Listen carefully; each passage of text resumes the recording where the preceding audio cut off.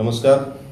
आज आदरणीय वित्त मंत्री श्रीमती निर्मला सीतारामन जी द्वारा प्रस्तुत बजट देश के गरीब, किसान, युवा, महिला और मध्यम वर्ग के लिए समर्पित है। ये बजट भारतीय जनता पार्टी की सबका साथ सबका विकास की सोच को मजबूत करना, जिस तरह हमारे देश के आदरणीय प्रधानमंत्री जी के नेतृत्व में जो ये बजट पेश हुआ है, ये हमारे गरीब युवाओं के लिए फ़ायदाकारक होगा, हमारे किसानों के लिए बहुत ज़्यादा फ़ायदाकारक होगा और हमारे महिलाओं को आत्मनिर्भर बनाने में काफ़ी इसमें फ़ायदा होगा और हमारे इंडस्ट्रीज भाइयों को भी इसमें काफ़ी फ़ायदा होने वाला है।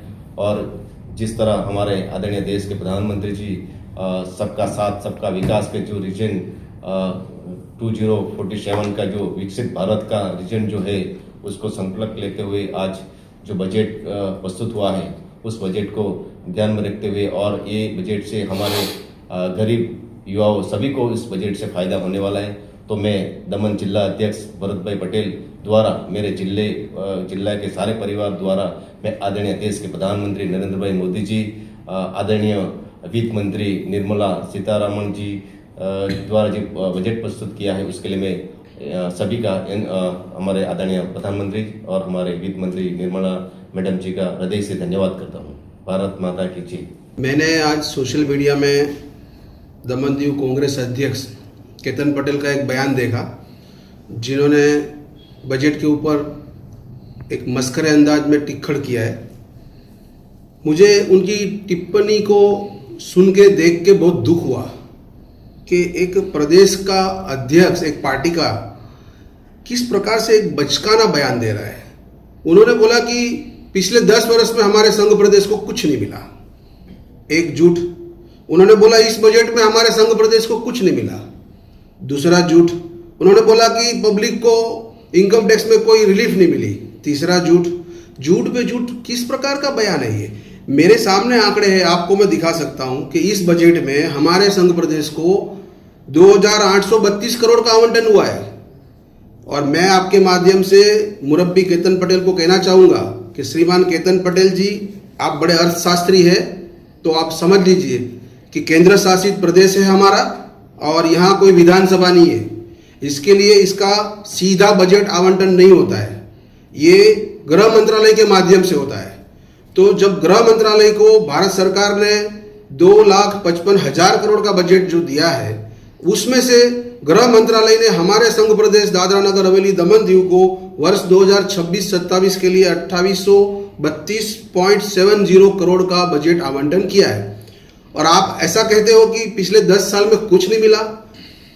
मित्र, पिछले 10 साल के आंकड़े मेरे सामने पड़े हैं, उसमें सबसे हाईएस्ट बजट ये 2026-27 का है।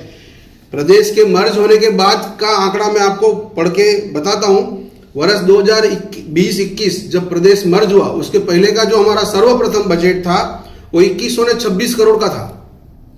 वर्ष 21-22 2226 करोड़, 22-23 2281 करोड़, 23-24 2405 करोड़, 24-25 2552 करोड़, 25-26 2780 करोड़ और इस वर्ष सबसे हाईएस्ट, पिछले 10 वर्ष के रिकॉर्ड से हाईएस्ट 2832 करोड़ का बजट एलोकेशन हमारे प्रदेश को हुआ है।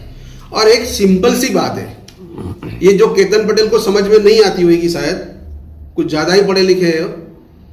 अगर आप पिछले 10 साल में हमारे प्रदेश को बजट में कुछ नहीं मिला, तो ये डेवलपमेंट कहां से हुआ?